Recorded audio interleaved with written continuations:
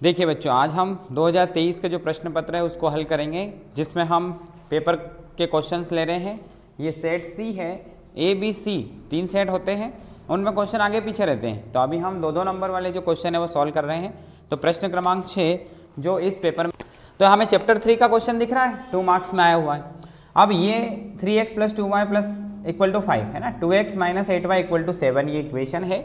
इन दोनों को हमें कंपेयर करना पड़ेगा। a1x + b1y = c1 से इसको हम क्या करेंगे, कंपेयर करेंगे, इसकी हम तुलना करेंगे। तो बताओ यहाँ से a1 का मान कितना आएगा, तो जो x का गुणांक है वो आ जाएगा, ठीक है। b1 का कितना आएगा, जो y का गुणांक है, तो यहाँ पर 2 दिख रहा है हमें। c1 कितना आएगा, जो बराबर के इस तरफ लिखा हुआ है, ये c1 हो जाएगा। फिर ऐसे ही हम a2x + b2y = c2, इनसे इसको कंपेयर करेंगे, दूसरी वाली इक्वेशन को इससे तुलना कर देंगे। तो हमें a2 कितना दिख रहा है, 2 दिख रहा है। b2 कितना दिख रहा है, तो हमें -8 दिख रहा है। और c2 कितना दिख रहा है, ये हमें 7 दिख रहा है। तो इस इक्वेशन की तुलना हमने इससे कर ली। अब इस क्वेश्चन में पूछा है a1/a2, b1/b2, c1/c2 के मान निकालना है, बस। Only find the value of, find the ratio a1/a2, b1/b2 and c1/c2। निकालें a1/a2, तो a1 3/2, तो ये हो गया 3/2। फिर b1/b2 निकालना है, तो फिर देखें b1 2 है, b2 कितना है, -8 है, कट जाएगा, 2 एकम 2 और 2 चौक 8, तो इसका मान 1/4 आ गया। फिर कितना निकालना है, c1/c2, तो देखो c1/c2, c1 कितना है, 5 है, c2 कितना है, 7 है, बस यही निकालना था। अब इसमें ऐसा नहीं पूछा कौन सा हल है क्या है, बस इतना ही निकालना। तो ये कंप्लीट हुआ क्वेश्चन, ठीक है। अब इसका अथवा वाला क्वेश्चन क्या है, तो हम देखते हैं प्रश्न क्रमांक 6 का हमें कौन सा अथवा वाला सॉल्व करना है। अब जैसे एग्जाम में आप लिखते हैं, तो एग्जाम में भी हमें ये चीज़ ध्यान रखना है कि जैसे नॉर्मल अगर क्वेश्चन नंबर 6 अटेंड कर रहे हैं, तो हमें लिखना है प्रश्न क्रमांक 6। अगर उस प्रश्न क्रमांक 6 का हम अथवा वाला क्वेश्चन अटेंड कर रहे हैं, तो प्रश्न क्रमांक 6 लिख करके नीचे हमें अथवा लिखना पड़ेगा, ठीक है। तभी हमें तभी क्या होगा, अच्छे से चेक हो पाएगा। नहीं तो उनको क्या करना पड़ता है, दोनों क्वेश्चंस को देखने पड़ते हैं, चेक करने वाले को दोनों क्वेश्चन देखने पड़ते हैं कि ये किया है कि ये किया है। तो हम डायरेक्ट अगर अथवा लिख देंगे तो हमें डायरेक्ट पता चल जाएगा कि नीचे वाला ही किया है, तो वो वही चेक करेंगे। अब देखो अगला क्या है, रेखिक समीकरण x + y = 14 और x - y = 4 को हल कीजिए। Solve the pair of linear equations. तो ये इस लीनियर इक्वेशन को सॉल्व करना है। ये 3.2 का क्वेश्चन नंबर फर्स्ट है, मोस्ट इंपॉर्टेंट क्वेश्चन है। और भी कई सालों में आया है, 2023 में तो आया ही है, साथ 20 में भी आया है, 22 में भी आया है, 24 में भी आया है, 25 में फिर से आ सकता है। तो हमें इसको प्रतिस्थापन विधि से करते हैं। तो हम लेंगे समीकरण नंबर 1 से, बाय इक्वेशन नंबर फर्स्ट ले लो इसे, x + y = 14, ठीक है। अब हम क्या करते हैं, x का मान निकालें, तो y को उस तरफ भेज दो, x अपनी जगह रहेगा, y इक्वल के उस तरफ जाएगा, काय का बनेगा, माइनस का। तो ये बन गई x की वैल्यू, ये बन गई इक्वेशन नंबर 3। अब इसको हम प्रतिस्थापन विधि से कर रहे हैं, सब्स्टिट्यूशन मेथड से कर रहे हैं, तो इसको यहाँ पर प्रतिस्थापित कर देंगे हम समीकरण 2 में। तो हम लिखेंगे समीकरण 2 में 3 का मान रखने पर, ठीक है, 3 का मान रखने पर, यानी पुट इन इक्वेशन नंबर 2, इस x की वैल्यू को पुट कर देंगे। अब यह ध्यान से समझना, ये वाले को तो ऐसा ही लिख दो, -y = 4 को ऐसे ही लिख दो। अब ये जो x की वैल्यू है, इसकी प्लेस पे लिख दो 14 - y, तो ये लिख दिया 14 - y, ठीक है। अब ये दोनों हमें माइनस के दिख रहे हैं, तो दोनों माइनस के हैं, तो ये प्लस हो जाएंगे, माइनस माइनस प्लस। अब इस 14 को उस तरफ भेज देंगे, तो 4 तो ऐसा कैसा, 14 उधर गया तो माइनस का, ठीक है, माइनस का 2y, इन दोनों को माइनस कर दो, कितना बनेगा 10, जिसकी लाठी उसकी भैंस, तो माइनस की संख्या बड़ी है इसलिए चिन्ह माइनस का लगेगा। अब ये 2 से 2 कट जाएगा, y बराबर है ना 10, y बराबर 10 ऐसे, ये जो 2 गुणा में है ये कहाँ चला जाएगा, बटे में। अब इसको हम काट देते हैं, तो 2 से कट गया है कितनी बार, 5 बार, तो इस y का मान आ गया यहाँ पर 5। अब हमें किसका मान निकालना है, x का, ठीक है। तो हम समीकरण 3 को वापस लेते हैं यहाँ पर, समीकरण 3 से बाय इक्वेशन नंबर 3 कितना दिख रहा है, x = 14 माइनस वाई, तो इस वाई की जगह क्या रख सकते हैं, 5 रख सकते हैं। तो कितना आ जाएगा, 14 में से 5 गया तो घटाओ 9, बस ये इसका आंसर है। तो x और y दोनों की वैल्यू आ गई। इस युगपत समीकरण को हमने हल कर लिया। ठीक है, तो ये 2 क्वेश्चन हो गए। तीसरा देखते हैं, क्वेश्चन नंबर हम 7। अब मैं डायरेक्ट कर रहा हूँ, है ना। शून्यकों की संख्या ज्ञात कीजिए, find the number of zeros. इस तरह की जो इक्वेशन दिख रही है ना, ग्राफ बना हुआ है, इसमें हमें जीरोज निकालना। तो मैं इस ग्राफ को यहाँ बना देता हूँ। ये इस तरह से क्वेश्चन में ग्राफ बना हुआ आएगा, ठीक है, y और y'। ग्राफ कैसे बना हुआ है, तो ये कुछ इस तरीके से बना हुआ है। अब ये बोल रहा है कि शून्यकों की संख्या ज्ञात कीजिए। तो इसमें कैसे ज्ञात करते हैं, ये एक्स अक्ष है और ये ग्राफ है। तो ये ग्राफ इस एक्स अक्ष को जितने बिंदु पर प्रतिशत करता है उतने उसके शून्यक होते हैं। तो इसमें देखें हम तो 1, 2 और 3 हमें दिख रहा है, तो हम बोलेंगे कि शून्यक बराबर 3 है। क्यों है? क्योंकि ग्राफ एक्स अक्ष को 1, 2, 3 बिंदुओं पर प्रतिशत करता है, इसलिए इसके शून्यक 3 है। 0 = 3 because graph intersect x axis on 3 points, ऐसा लिख देंगे। ठीक है, फिर बहुपद अगला, इसका अथवा वाला क्वेश्चन देखते हैं। यानी इसमें बोल रहा है बहुपद x² - 3 के शून्यकों के योगफल ज्ञात कीजिए। तो बहुपद कितना है, x² - 3, इसमें शून्यकों का योगफल सम ऑफ जीरोज, है ना, find the sum of zeros. तो पहले तो इसको व्यवस्थित रूप में लाएं। तो इसमें x² तो है, लेकिन हाँ x नहीं है, तो 0x ले लो -3, ताकि ये क्वाड्रेटिक पॉलिनोमियल्स दिखे, द्विघात बहुपद दिखे। अब इसको क्या करते हैं हम, ax² + bx + c से तुलना कर देते हैं, इसकी कंपेयर कर लेते हैं इसको, और a, b और c के मान निकाल लेते हैं यहाँ से। तो यहाँ पर x² का कोफिशिएंट a है, यहाँ पे कुछ नहीं यानी कि 1 है, तो a की वैल्यू कितनी आ गई, 1 आ गई। यहाँ b कितना हो जाएगा, तो b 0 हो जाएगा। c कितना हो जाएगा, यहाँ पर c -3 हो जाएगा। तो हम यानी a b c यानी a b c हमने यहाँ से निकाल लिया। अब क्या निकालना है, शून्यकों का योगफल। तो शून्यकों का योगफल सम ऑफ रूट्स या 0 अल्फा प्लस बीटा कितना होता है, -b/a होता है। तो यहाँ से -b/a की वैल्यू रख दो, तो माइनस तो वैसा का वैसा, b की वैल्यू रख दो कितना, 0 अपॉन a की वैल्यू कितनी रख देंगे, 1। ठीक है, अब 1 से इसमें डिवाइड कर देंगे, कितना बन जाएगा, 0, यानी कि अल्फा प्लस बीटा = 0। शून्यकों का योगफल कितना आ गया, 0। यही तो पूछा था, सम ऑफ जीरोज आ गया। कितना आसान है। तो ये पेपर में 2-2 नंबर के ऐसे छोटे छोटे से क्वेश्चन आते हैं। ठीक है, अब आते हैं हम question number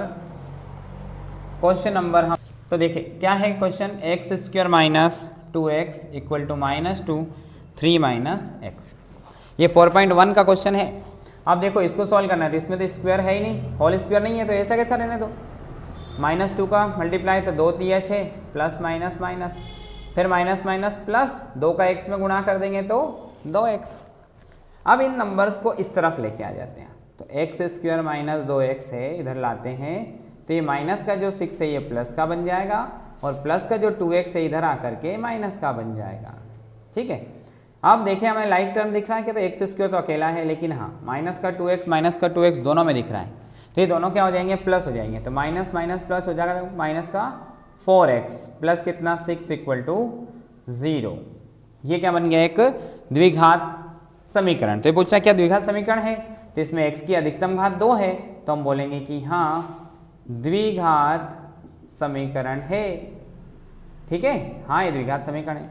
yes this is the quadratic equation, yes this is a quadratic equation. ये क्वाड्रेटिक इक्वेशन बन गई, आसान। इसका अथवा वाला क्वेश्चन भी हम देख ही लेते हैं। क्या है इसका अथवा वाला क्वेश्चन, द्विघात समीकरण के विविक्तिकर ज्ञात कीजिए, फाइंड द डिस्क्रिमिनेंट। विविक्तिकर निकालेंगे अब हम। तो 2x² - 4x + 3 = 0। इसमें हमें विविक्तिकर पूछ रहा है। सबसे पहले तो हम यहाँ से ABC निकाल लेते हैं। ax² + bx + c = 0 से इसकी क्या करते हैं हम, तुलना, कंपेयर करते हैं इसको। बताओ a कितना दिख रहा है, तो a दिख गया हमें 2। b कितना दिख रहा है, तो b हमें -4 दिख रहा है। c कितना दिख रहा है, तो c हमें दिख रहा है 3, क्योंकि x² का गुणांक a के बराबर होता है, x का गुणांक b के बराबर होता है, नंबर सी के बराबर होता है। निकालना है यहाँ पर विविक्तिकर यानी डिस्क्रिमिनेंट निकालना है। क्या फॉर्मूला है? D equal to b square minus 4ac। ठीक है, D equal to b square minus 4ac। यहाँ पर हम वैल्यू पुट कर देंगे, माइनस का 4 स्क्वायर माइनस 4, ए कितना है यहाँ पर 2, सी कितना है यहाँ पर 3, माइनस 4 का स्क्वायर तो 4 का स्क्वायर 16, माइनस माइनस प्लस, 4 का वर्ग 16 आ जाएगा, माइनस माइनस प्लस आ जाएगा, 4 दूना 8, 3 ऐसे ही रहेगा, 16 माइनस 8 दिया 24 हो गया ये। अब 24 और 16 को घटा दो तो कितना आ गया? माइनस का 8 आ जाएगा। तो ये क्या बन गया? डी का मान। और पूछा यही था, विविक्तिकर का मान ज्ञात कीजिए। मूलों की प्रकृति नहीं पूछा, नेचर ऑफ रूट्स पूछते तो अलग बात होती है, इन्होंने तो केवल विविक्तिकर पूछा। जितना पूछा उतना ही जवाब देना है। जैसे पूछा आपका नाम क्या है तो अपना ही नाम बताना है, ऐसा नहीं मेरा नाम ये है, ना मेरे पापा का नाम ये है, ना मम्मी का नाम ये है, ना दादी का नाम है, ना दादाजी का। क्यों रामायण पढ़ रहे हैं? अगर पेपर में जितना पूछा उतना ही करो, अगर ज़्यादा करने बैठेंगे तो अपना समय वेस्ट होगा और पूरा पेपर होगा नहीं, फिर लास्ट में अपना समय कम पड़ जाता है। इसलिए बच्चे बोलते हैं कि मैथ्स में समय कम पड़ गया, क्योंकि वो देखते हैं कि ये क्वेश्चन में तो मूलों की प्रकृति सब निकालना होता है ना। अभी इस क्वेश्चन में देखते हैं कि इसमें तो अद्वितीय हल है, अनेक हल है, रेखाएं प्रतिच्छेदी, वे भी निकालना है। अरे नहीं पूछा तो क्यों निकालें, है ना, अपने समय कम पड़ जाएगा। इसलिए जितना पूछे उतना ही जवाब दो, क्योंकि पेपर इसी प्रकार से सेट करते हैं कि बच्चे का समय कम नहीं पड़े, लेकिन वो बच्चा अतिरिक्त चीज़ें उसमें करने बैठ जाता है, इसलिए उसका समय कम हो जाता है। तो ये कुछ क्वेश्चन हो गए हैं, यानी 6, 7 और 8 क्वेश्चन हो गया है। अगला क्वेश्चन हम आते हैं क्वेश्चन नंबर 9, है ना। 8 तक हमने देख लिया। क्वेश्चन नंबर 9 यहाँ दे रहा है AP 2, 7, 12 का 10वां पद ज्ञात कीजिए, है ना। क्या निकालना हमें? 10th टर्म निकालना, ठीक है। इसमें 10th टर्म निकालना। जब भी AP दे रखा हो सबसे पहले तो A निकाल लो, तो ये तो हो गया अपना प्रथम पद A। दूसरा निकालना होता है D कैसे निकालते हैं? तो हमेशा बाद वाले में से पहले वाले को माइनस कर देते हैं, तो ये हो जाएगा 7 - 2 कर दो -5 हो गया। अब ये बोल रहा है कि 10वां पद ज्ञात कीजिए, है ना। इसका मतलब 10वां पद, तो पद कितने हो गए? n बराबर तो 10 हो गया। टर्म कौन सी हो गई? 10th टर्म, इसलिए हमने n = 10 ले लिया। अब निकालना क्या है? an हमें फाइंड करना है, ठीक है, हमें an फाइंड करना है। देखते हैं कैसे फॉर्मूला लगाएंगे। तो an का फॉर्मूला लगा देंगे a + n - 1 × d। यहाँ से an तो कुछ भी नहीं है, an ही रहने दो, a की वैल्यू रख दो 2, n - 1, n कितना अपने पास 10 - 1, d कितना है? तो ये 5 है। अब 2 ऐसे ही रहेगा, 10 में से 1 को घटा देंगे 9, फिर 2 + 9 × 5 = 45 और 2 को प्लस कर लेंगे, कितना बनेगा? ये बन जाएगा 47।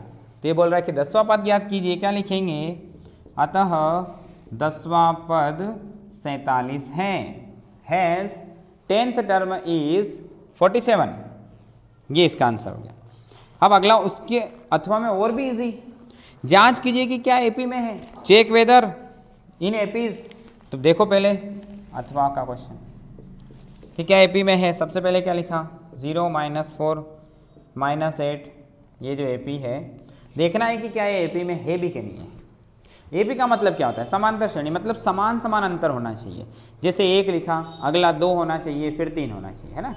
ऐसे अगर लिख दिया पहला 2 तो फिर 4, फिर 6, फिर 8, फिर 10, फिर 12, मैंने 2 उसमें प्लस होते जा रहे हैं, ठीक है। अब इसमें भी ऐसा होना चाहिए कि सेम नंबर प्लस होना चाहिए।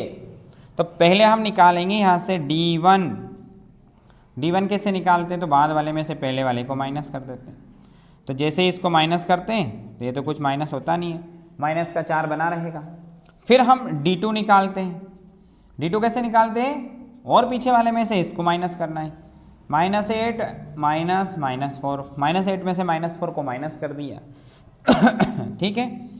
-8 ये हो गया माइनस माइनस प्लस। हाँ, माइनस माइनस प्लस हुआ, लेकिन फिर माइनस प्लस, तो फिर माइनस प्लस होने की वजह से फिर माइनस होगा। तो D2 कितना आ जाएगा? 8 में से 4 को घटाएंगे तो -4। हमें ये दिख रहा है कि दोनों में डिफरेंस क्या है? सेम है। अगले में भी डिफरेंस हमें सेम ही दिख रहा है, तो पूरी क्या होगी? एपी होगी अगर डिफरेंस सेम है। तो D1 = D2। क्या बोलेंगे? AP में है ना। यस दीज इज APs, ठीक है, ये AP में है। बस इतना ही पूछा था, ठीक है। अब अगला है क्वेश्चन नंबर 10, आधारभूत आनुपातिक प्रमेय लिखिए। क्वेश्चन नंबर 10, तो आधारभूत आनुपातिक प्रमेय का कथन लिखिए। स्टेटमेंट बेसिक प्रोपोर्शनलिटी थ्योरम्स, तो ये 6.1 जो थ्योरम है वो है ना। तो 6.1 थ्योरम क्या है? किसी त्रिभुज की एक भुजा के समांतर खींची गई रेखा अन्य दो भुजाओं को जिन बिंदुओं पर प्रतिच्छेद करती है वे सदैव एक निश्चित अनुपात में होती है। ये क्या है ना, किसी त्रिभुज की एक भुजा के समांतर खींची गई रेखा अन्य दो भुजाओं को जिन बिंदुओं पर प्रतिच्छेद करती है वे सदैव एक समान अनुपात में होती है। कैसे? तो जैसे हमने एक डायग्राम बना लिया, ये ABC, ये एक त्रिभुज है, इसकी एक भुजा के समांतर कोई रेखा खींच दो, तो ये हमने इसके समांतर एक रेखा खींच दी, ठीक है, DE। अब हमने क्या बोला कि ये DE किसके समांतर है? BC के। तो इसमें समान अनुपात में विभाजित कैसे करेगी? AD बटे DB, AD बटा DB बराबर AE बटे EC, तो AE बटे कितना? EC। यही तो थेल्स प्रमेय है, यही आधारभूत समानुपातिक प्रमेय है। तो किसी त्रिभुज की एक भुजा के समांतर खींची गई रेखा अन्य दो भुजाओं को जिन बिंदुओं पर प्रतिच्छेद करती है वे सदैव एक निश्चित अनुपात में या समान अनुपात में होती है। AD बटे DB, AE बटे EC, सदैव एक समान अनुपात में होती है। ये हो गए थेल्स प्रमेय। इंग्लिश में क्या है? A line draw parallel to the one side of a triangle intersects two other side distinctly point divide the same ratio. A line, ठीक है, तो ये हुआ। अब इसके और में क्या क्वेश्चन दे रखा है? इसके और वाला क्वेश्चन भी देख लेते हैं, है ना। इसके अथवा वाला क्वेश्चन देखते हैं। तो अथवा वाला क्वेश्चन है, थेल्स थ्योरम से रिलेटेड ही है, बस एक डायग्राम बना रखा है, उसको बना लो। ये बना रखा है ABC और यहाँ दे रखा है DE। कितना दे रखा है? DE। इसको लिखेंगे हम 1.5, इसको लिखेंगे 3, इसको लिखेंगे 1, और ये कुछ भी नहीं दे रखा है। अब इसमें क्या दिया है? ABC में DE समांतर है BC के, DE समांतर है BC के, और ये सारी वैल्यू दे रखी है। तो हम क्या लिखेंगे? थेल्स प्रमेय से, थेल्स प्रमेय से। हमने यही तो थेल्स प्रमेय लिख रखी है कि जब DE समांतर हो BC के तो क्या होता है? तो AD बटा DB बराबर होता है AE बटा EC, ठीक है। थेल्स प्रमेय में ऐसा कथन होता है। तो AD अपॉन DB, तो AD कितना? 1.5, DB कितना? तो ये हो गया 3, AE कितना? 1, EC कितना?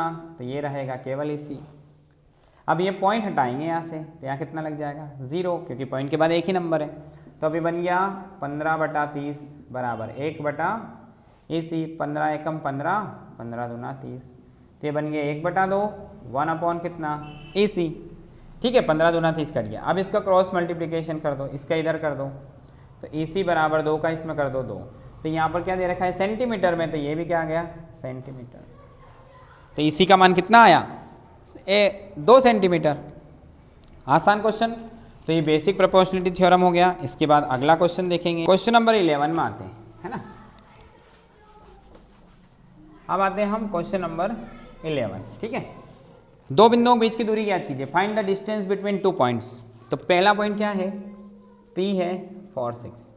दूसरा पॉइंट क्या है? Q, ये है 6, 8। इनके बीच की क्या निकालना है? दूरी या डिस्टेंस। तो क्या फॉर्मूला होगा दूरी का? डिस्टेंस का फॉर्मूला क्या है? तो फॉर्मूला है x2 minus x1 square plus y2 minus y1 का स्क्वायर। ये 7 चैप्टर का क्वेश्चन है। अब अगर देखें तो ये हो गया x1 y1 और ये हो गया x2 y2। फॉर्मूले में अगर हम वैल्यू पुट करें तो हमें दिख रहा है x2 माइनस x1 6 माइनस 4, देखो 6 माइनस 4, y2 माइनस y1, ठीक है। y2 माइनस y1, ये है y2 माइनस y1, यानी कि 8 माइनस 6 का स्क्वायर। अब जैसे ही ये 6 में से 4 को माइनस करेंगे, 6 में से 4 को, कितना बन जाएगा? 2 का वर्ग, प्लस 8 में से 6 को घटाएंगे, ये भी 2 का वर्ग। बोलो 2 का वर्ग कितना होगा? 2 का स्क्वायर 4 हो जाएगा। यहाँ पर भी 2 का वर्ग 4, 2 गुणित 2, 2 दूना 4, 4 और 4 जुड़ के 8 हो गया। ये जो 8 है ना, इसको ऐसे फैक्टर कर सकते हैं हम। 2 से कितनी बार, 2 चौक 8, फिर 2 दूना 4, 2 एकम 2। यहाँ बन जाएगा ये 8 कितना, 2 गुणित 2 गुणित 2, यहाँ से कितना बाहर आएगा, 2 आएगा, ये बन गया 2। यानी कि इस PQ का जो मान है, क्योंकि 2 के पेयर बन जाते तो बाहर आ जाता है, क्योंकि 26 जनों पे लड्डू कब मिलते हैं, जब 2 की लाइन में चलते हैं, तो ये 2 के पेयर में चलेगा तो कहाँ आ जाएगा, बाहर, और ये अकेला रह जाएगा, इसको लड्डू नहीं मिलेगा, अकेले क्या चल रहे थे, है ना। ठीक है, इसके अथवा वाला है मध्य बिंदु ज्ञात कीजिए। इसका अथवा वाला इससे भी आसान है। जैसे एक बिंदु हो गया, मान लेते कि ये A B, दूसरा हो गया माइनस ए, और इसका मध्य बिंदु निकालना है। ठीक है, मध्य बिंदु, मिड पॉइंट कैसे निकालेंगे, फॉर्मूला याद होना चाहिए, x1 + x2/2 and y1 + y2/2। ठीक है, x1 + x2/2 and y1 + y2/2। अब ये दोनों हो गए। अब x1 क्या है, ये x1 y1 है, ये x1 y1 है, और ये x2 y2 है। x1 + x2, a plus minus a यानी कि a माइनस a, फिर y1 + y2 b और माइनस b यानी b माइनस b। तो बताओ, a में से a को घटा दिया तो 0, b में से b को घटा दिया तो, देखें इसको यहाँ ले लेते हैं थोड़ा, a में से a को घटा देते हैं, कितना बन गया, 0 के बटे में 2। फिर b में से b को घटा दिया, कितना बच गया, 0 के बटे में 2। अब तो ये भी 0 हो गया और ये भी 0 हो गया, तो ये इसका मध्य बिंदु का आंसर बन गया। क्या निकालना था, मध्य बिंदु निर्देशांक, तो इन दोनों के मध्य बिंदु क्या हो गया, 0। ठीक, चलो अगला क्वेश्चन देखेंगे हम, क्वेश्चन नंबर 12। क्वेश्चन नंबर 12 में बोल रहा है 10a, कितना दिया है, 10a = 4/3। तो sec a और cos a ज्ञात कीजिए, है ना। If 10a = 4/3 find the sec a and cos a। तो इनमें निकालना क्या क्या है, तो sec a निकालना है और cos a निकालना है। ये दोनों ही हमें क्या करना है, फाइंड करना है, ज्ञात करना है। सबसे पहले तो हमें देखना है कि 10a का जो फॉर्मूला है वो क्या होता है, क्या होता है, लंब बटे आधार, P/B, है ना। साइन कोस 10 में लाल बटे कक्का से अगर देखें तो तीसरे नंबर पे आता है ये, लाल बटे कक्का में, है ना। कितने नंबर पे आता है ये, तीसरे नंबर पे, 1, 2 और तीसरे नंबर पे। तीसरे नंबर पे आता है tan थीटा, तो कितना, लंब बटे आधार। और अगर इंग्लिश में देखें तो PB P/HHB, तो ये भी तीसरे नंबर पे आता है, तो P/B। ठीक है, परपेंडिकुलर अपॉन बेस। अब इसका एक त्रिभुज बना लेते हैं। यहाँ पर हमें A लिखना है क्योंकि ये थीटा है, यहाँ पे हमें B लिख देंगे और यहाँ C। ठीक है, इसके थीटा के सामने 90 डिग्री के सामने वाला क्या होता है, कर्ण या हाइपोटेनियस।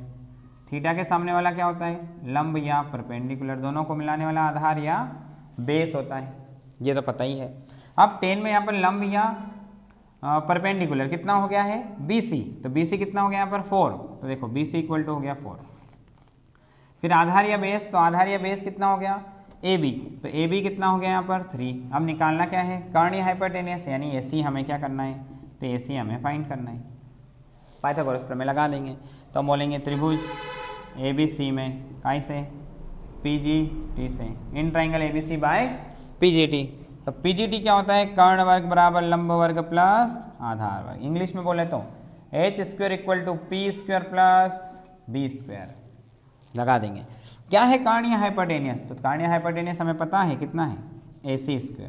लंब या परपेंडिकुलर कितना है, BC²।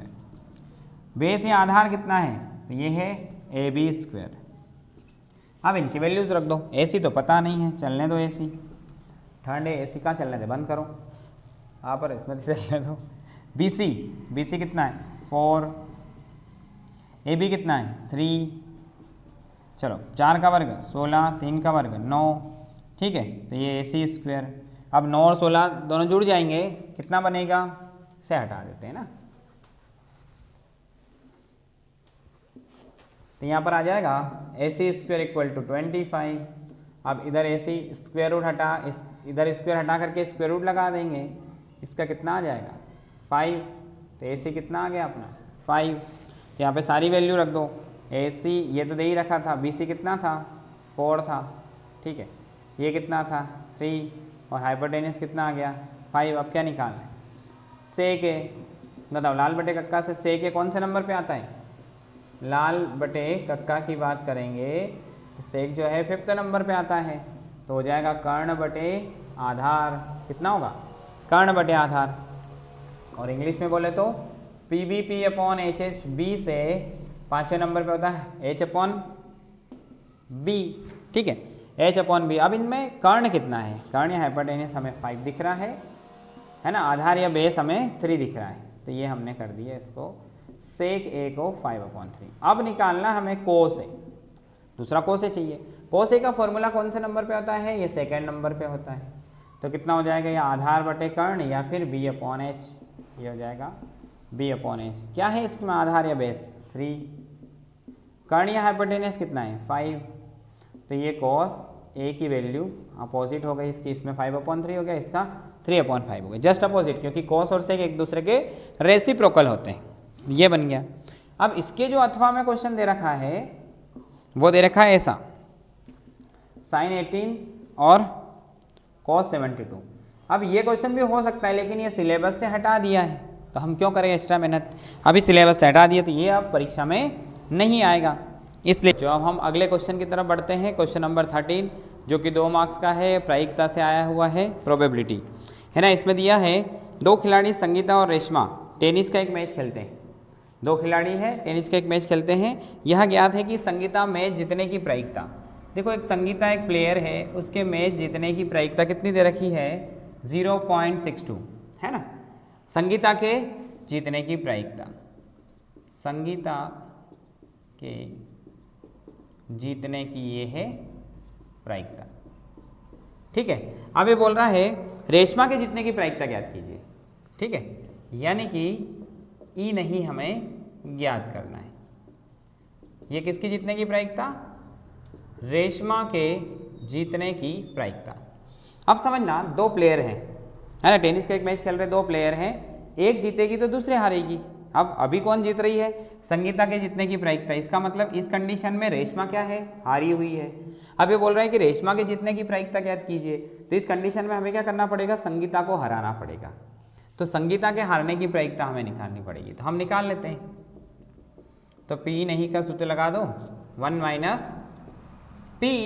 ठीक है, अब रख दो इसे, तो 1 माइनस 0.62 घटा दो, कितना आएगा? तो देखो इसको घटाने के लिए इस तरह से हमें लिखना पड़ेगा 0.62, क्योंकि जब भी पॉइंट वाला माइनस होता है दशमलव के नीचे दशमलव रख करके हम उसको माइनस करते हैं। यहाँ पर 10 हो गया, ये 9 रह जाएगा, ये 0 घटा दो, 10 में से 2 गया तो 8, 9 में से 6 गया तो 3, यहाँ पर 0, ऐसा कैसा? इसका मतलब 0.38 ये किसके जीतने की प्रायिकता हो जाएगी? रेशमा के जीतने की प्रायिकता और संगीता के हारने की प्रायिकता। ठीक है, तो ये इंपॉर्टेंट क्वेश्चन था। नीचे लिख सकते हैं, अतः रेशमा के जीतने की प्रायिकता 0.38 है। अब अगला इसका अथवा वाला क्वेश्चन करते हैं। इसका अथवा वाला क्वेश्चन करते हैं। अथवा में क्या है? एक थैले में 3 लाल और 5 काली गेंदें हैं। जैसे जैसे बोलते जा रहे हैं, एक थैले में क्या है? लाल गेंदें कितनी है?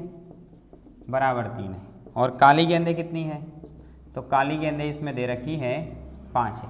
एक थैले में 3 लाल और 5 काली गेंदें है ना, रेड बॉल और ब्लैक बॉल। तो यहाँ पर कुल गेंदें कितनी हो गई? तो हम कुल गेंदों की बात कर लें, तो कुल गेंदें NS, इन दोनों को प्लस कर दो, 5 और 3 कितना हो गया? 8। कुल गेंदों की संख्या 8 हो गई। तो टोटल हमने यहाँ कर लिया। अब ये बोल रहा है इस थैले में से यदृच्छा गेंद निकाली जाती है। अब ये यदृच्छा से कन्फ्यूज होते बच्चे। यदृच्छा का मतलब है कि ऐसे आंख बंद करके बिना देखे उसमें से निकालना है। तो इसकी प्रायिकता ज्ञात कीजिए कि गेंद लाल हो। अब क्या हो? गेंद लाल हो। तो लाल होने के लिए एनी हम देख लेंगे। तो लाल गेंदें है कितनी? 3 है। तो प्रायिकता क्या हो जाएगी? P बराबर एनी अपॉन NS। तो एनी कितना है? 3 है। NS कितना है? 8 है। बस यही पूछा था, इसमें लाल गेंद ही पूछा, काली गेंद वाला नहीं पूछा। तो जितना पूछा उतना जवाब दें, है ना। इंग्लिश में करो तो ये रेड बॉल, ये ब्लैक बॉल, टोटल बॉल है ना, फिर red ball P = any upon NS, A3/8 हो जाएगा। तो ये क्वेश्चन नंबर जो 13 था, इंपॉर्टेंट क्वेश्चन था, दोनों ही सरल थे। अब आते हैं हम क्वेश्चन नंबर 14 में, है ना। कौन से वाले क्वेश्चंस को करते हैं अब हम? 14 को। तो यहाँ लिखेंगे हम, अगर पेपर में लिखना हो तो कैसे लिखते हैं? प्रश्न क्रमांक करके यहाँ पर लिखते हैं। इसका मेन क्वेश्चन अटेंड कर रहे हैं। एक पासे को एक बार फेंकने पर, तो पहले तो एक पासे को, तो एक है ना, तो कुल परिणाम कितने होते हैं इसके? 6 होते हैं। पासा हमने देखा ही होगा, सांप सीढ़ी या लूडो खेलते ही हैं, लूडो में 1 से लगा करके 6 तक के अंक होते हैं। तो इसमें 1 2 3 4 5 और 6 ऐसे अंक हो गए, ठीक है। तो इस पासे पर 1 से लगा करके 6 तक के अंक होते हैं। अब ये बोल रहा है कि अभाज्य संख्या आने की प्रायिकता ज्ञात कीजिए। क्या आने की? अभाज्य संख्या। अभाज्य संख्या यहाँ पे आनी चाहिए, है ना। इंग्लिश में बोलेंगे इसको प्राइम नंबर। अभाज्य संख्या आ रही है, तो बताओ अभाज्य संख्या कौन कौन होती है? तो हम चैप्टर 1 में भी पढ़ चुके हैं अभाज्य संख्या के बारे में। ऐसी संख्या जिसके केवल 2 गुणनखंड होते हैं, एक तो 1 और एक स्वयं, उसे अभाज्य संख्या कहते हैं। The number is only 2 factor, 1 and self is called prime number. तो इनमें ऐसी कौन से नंबर हैं? तो देखो 1 तो 1 ही फैक्टर होगा, एक तो हो गया 2, फिर कितना 3, फिर कितना हो गया 5। ये 3 नंबर ऐसे हैं जिसके 2 ही गुणनखंड होते हैं, ये अभाज्य संख्या होती है, दर प्राइम नंबर्स। अब प्रायिकता का सूत्र लगा दो, P = NE अपॉन NS। तो NE तो हो गया 3, NS कितना हो गया 6, कट रहा है, 3 के पहाड़े से काट दो, 3 कम 3 और 3 दूना 6। तो P = हो गया 1/2। तो यानी कि अभाज्य संख्या होने की प्रायिकता कितनी? 1/2 आंसर, ठीक है। इसका अथवा वाला क्वेश्चन करते हैं। तो जब भी एग्जाम में लिखना हो कैसे लिखते हैं? प्रश्न क्रमांक 14 लिखना है, फिर उसका अथवा लिखना है ना। सॉल्व करते हैं। एक डिब्बे में 5 लाल कितने हैं? 5। सफ़ेद कितने हैं? बराबर 8। और हरे कितने हैं? हरे बराबर 4। तो बताओ कुल कितने हो गए? कुल कंचे। कुल कंचों की बात करें तो यहाँ पर NS बराबर 8 4 12 और 5 17, तो ये हो गए 17। ये कुल परिणाम हो गए। जब भी इस टाइप का सवाल होना तो टोटल लिख करके NS कर लेना है, टोटल लिख करके NS कर लेना है। अब पूछना है उसमें कि क्या लिखा है। इस डिब्बे में से कंचा यदृच्छा निकाला जाता है, वही बिना देख करके निकालना है। सफ़ेद कंचा निकालने की प्रायिकता ज्ञात कीजिए। सफ़ेद कंचा निकालने, अब सफ़ेद के लिए NE कितना हुआ? तो सफ़ेद तो 8 दिख रहे हैं हमें, है ना। वाइट मार्बल, तो NE हो गया। क्या सूत्र होता है? P बराबर NE अपॉन NS। NE तो 8 हो गया, NS कितना? 17। सवाल हो गया, कोई खतरा नहीं, तो ये हो गया 8/17। कितना आसान। तो 2 नंबर वाले बहुत ही इजी क्वेश्चन होते हैं। इसका अब हम अगला क्वेश्चन करते हैं। क्वेश्चन नंबर 15 देखते हैं हम। प्रश्न क्रमांक 15, 140 को अभाज्य गुणनखंड के रूप में व्यक्त कीजिए, है ना। Express 140 is the product its prime factorisation, या प्राइम फैक्टर्स, प्राइम फैक्टर में इसको लाना है 140 को। तो जब भी इस तरह का सवाल हो ऐसे हमें फैक्टर करना है। पीछे दिख रहा हमें 0, तो हमें पता है कि इकाई के अंक पर 0 2 4 6 8 कुछ भी हो 2 से भाग जाता है। 2 सती 14, फिर 0 आ रहा है 2 से, 35 दूना 70, फिर 5 से, 5 7 35, फिर 7 से, 7 एकम 7। अब इस अभाज्य गुणनखंड में अगर इसको लिखना है तो देखो 2 कितनी बार आ रहा है? 2 बार आ रहा है। 5 कितनी बार आ रहा है? 1 बार आ रहा है। और 7 1 बार आ रहा है। बस ये हो गया अभाज्य गुणनखंड के रूप में व्यक्त, ठीक है। कितना आसान, अभाज्य गुणनखंड के रूप में। तो ऐसा एक क्वेश्चन आता है कि 1.1 का फर्स्ट क्वेश्चन है, फर्स्ट का भी फर्स्ट। अब इसका अथवा क्या है वो देख लेते हैं, ठीक है। आसानी समझ में आ रहा है, पीछे बढ़कर भी देख सकते हैं इसको, थोड़ा तेज तो नहीं चल रहे, चलते जाते है ना। इसका अथवा है HCF 306 और 657 का दे रखा है यहाँ पे 9, और LCM 306 और 657 का वो पूछ रहा है। वो क्या करना है? हमें ज्ञात करना है ना, कि वो कितना होगा। अब ये निकालना है, तो यहाँ पर एक सूत्र लिखना पड़ेगा। हम जानते हैं कि, है ना, नहीं जानते तो भी लिखना, हम जानते हैं, क्योंकि 10वीं में आ गए बहुत कुछ जानते हैं। हम जानते हैं कि HCF गुणित LCM क्या होता है? तो ये होता है 2 संख्याओं का गुणनफल। क्या होता है?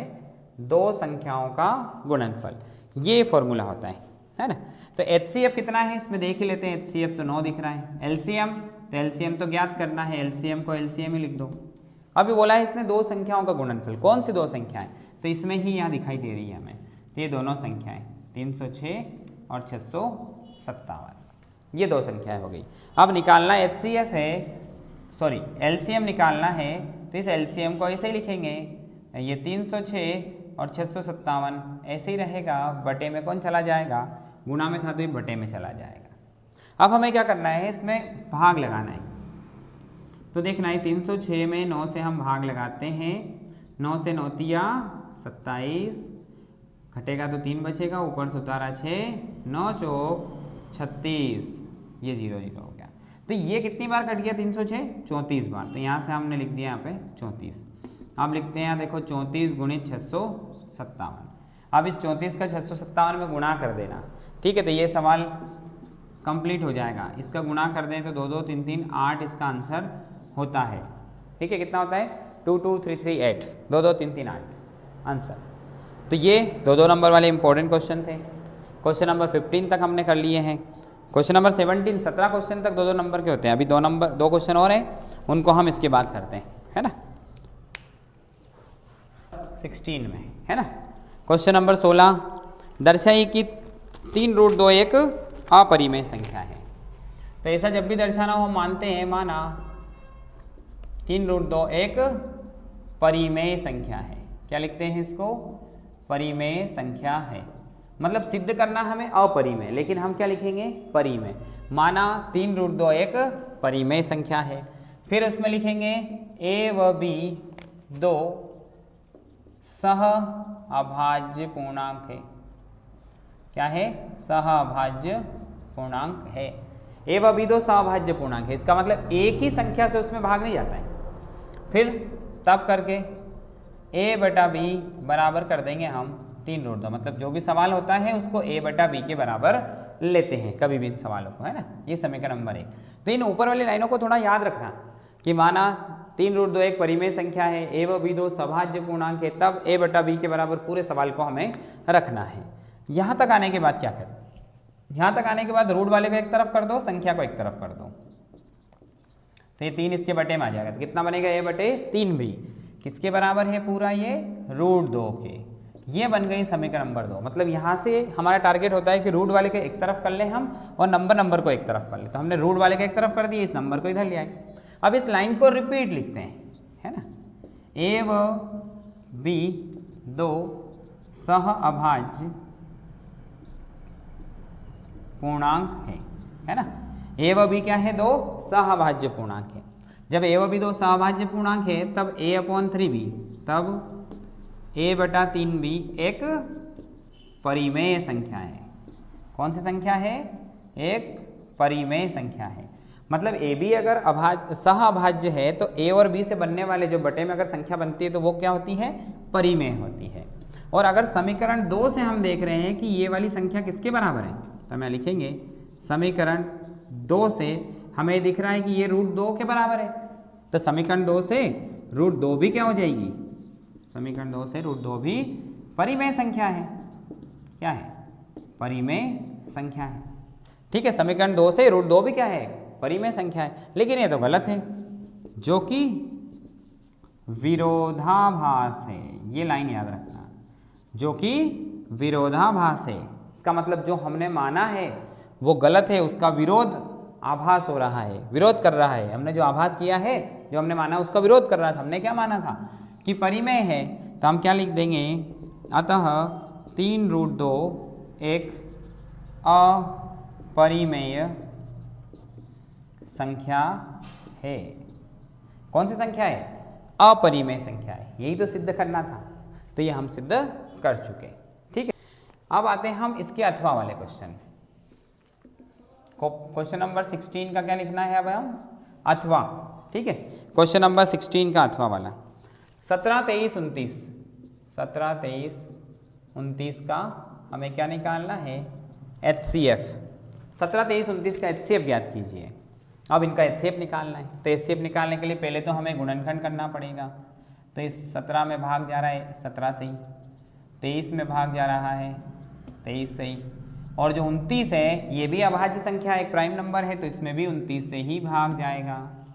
ठीक है, अब इनको हम फैक्टर के रूप में लिखें तो 17 को लिख दिया 17 की घात 1, 23 को लिख दिया 23 की घात 1, 29 को लिख दिया 29 की घात 1। अब HCF का मतलब क्या होता है? HCF का मतलब होता है हाईएस्ट कॉमन फैक्टर, यानी इनमें कोई कॉमन बन रहा है क्या? अरे इसमें तो कोई कॉमन नहीं आ रहा है। अब तो ऐसी संख्या, अब यहाँ से ध्यान देना, ऐसी संख्या जिसमें कोई नंबर कॉमन नहीं आता है तो उसका HCF कितना होता है? उसका HCF 1 होता है। ठीक है, तो जिसका कोई नहीं होता उसका ऊपर वाला होता है। ठीक है, ईश्वर होता है, तो ये 1 इसका HCF हो जाएगा। बस HCF 1 हो गया। तो ये क्वेश्चन क्या क्रमांक कौन सा आ जाएगा? अब तो आता है प्रश्न क्रमांक 17 वाला प्रश्न। ये क्या है देखना, 4u² प्लस 8u के शून्य ज्ञात कीजिए। इसके क्या निकालना है? के शून्यक ज्ञात कीजिए। जीरोस फाइंड करना है इसके, है ना। इसके क्या फाइंड करना हमें? जीरोस। कैसे? बहुत आसान, समझना। 4u² था ना, इसको ऐसा कैसा पहले हम लिखते हैं क्वेश्चन में। अब इनमें से कॉमन लेना है तो इनको फैक्टर कर देते हैं हम यहीं पर। इस u² को 4u गुणित u कर सकते हैं, क्योंकि u की घात 2 है ना, तो u को हमने कितनी बार लिख दिया? 2 बार। अब इस 8 को क्या लिख सकते हैं हम? तो इसको लिख सकते हैं हम 4u गुणित 2, क्योंकि 4 दूना कितना हो जाएगा? 8, और ये u आ जाएगा। अब देख रहे हैं हम इनमें दोनों में कि हमें ये कॉमन दिख रहा है, तो हमें ये 4u कॉमन दिख रहा है। कितना बचेगा? u प्लस यहाँ कितना बचेगा? 2, क्योंकि इन दोनों में से कॉमन आ गया। अब क्या करना है, ये दोनों कॉमन आ गए, 2 बन गए अलग अलग वैल्यूज। अब इनको यदि करके, है ना, इंग्लिश में बोलते हैं हम इफ, और अलग अलग इसको 0 के बराबर हम ले लें। तो 4u के बराबर 0 ले लें, और एक बार u प्लस 2 के बराबर 0 ले लेते हैं, है ना। तो अब u तो ऐसा कैसा रहेगा, इस 0 के बटे में कौन पहुंच जाएगा? 4। जैसे ही 0 में 4 से भाग लगाएंगे तो 0 is a bomb, 0 is a bomb, जहाँ फूट जाए वहाँ बॉम्ब, सब फट जाता है। तब यहाँ u ऐसा कैसा, 2 उधर जाएगा, कहीं का बनेगा? माइनस का। बस ये तो 2 शून्यक है, तो ये क्या आ गए? इसके शून्यक। तो ये हमने निकाल लिए शून्यक। अब अगला क्या है इसका? अथवा देखो, और भी अच्छा प्रश्न है। प्रश्न क्रमांक 17 का हमने क्या लिखा? अथवा। अब ये बोल रहा है द्विघात बहुपद ज्ञात कीजिए जिसके शून्यकों का योगफल। देखो, शून्यकों का योगफल, सम ऑफ रूट्स लिख रखा है -1, तथा शून्यकों का जो गुणनफल है वो लिख रखा है √3, √5। क्या लिखा है? शून्यकों का गुणनफल अल्फा इंटू बीटा, √5 लिखा हुआ है। तो sum of roots and product of roots, ठीक है, sum of zeros and product of zeros, शून्यकों का योगफल और शून्यकों का गुणनफल दिया है। यहाँ से हमें निकालना है द्विघात बहुपद, हमें निकालना है द्विघात बहुपद, क्वाड्रेटिक पॉलिनोमियल्स, ये हमें निकालना है। इसका फॉर्मूला इजी है, x² minus alpha plus beta x plus alpha beta, ये इसका फॉर्मूला है। ठीक है, अब इसमें वैल्यू पुट कर दो, समझते जाना ध्यान से। कहाँ पे वैल्यू पुट करना है? अल्फा प्लस बीटा, कितना है अल्फा प्लस बीटा? तो ये है -1, अल्फा इंटू बीटा कितना है? √5। अब सॉल्व करें अगर तो माइनस माइनस प्लस, इधर से x का मल्टीप्लाई प्लस कितना? √5। यही तो इसका आंसर है, यही आंसर हो गया, ये द्विघात बहुपद आ गया। तो ये 2-2 नंबर के क्वेश्चन यहाँ से समाप्त होते हैं। ठीक है, तो सारे 2-2 नंबर के क्वेश्चन हमने सॉल्व कर लिए हैं। अब नेक्स्ट वीडियोस में हम 3-3 नंबर वाले सॉल्व करेंगे, उसके नेक्स्ट में हम 4-4 नंबर वाले सॉल्व करेंगे। तो हर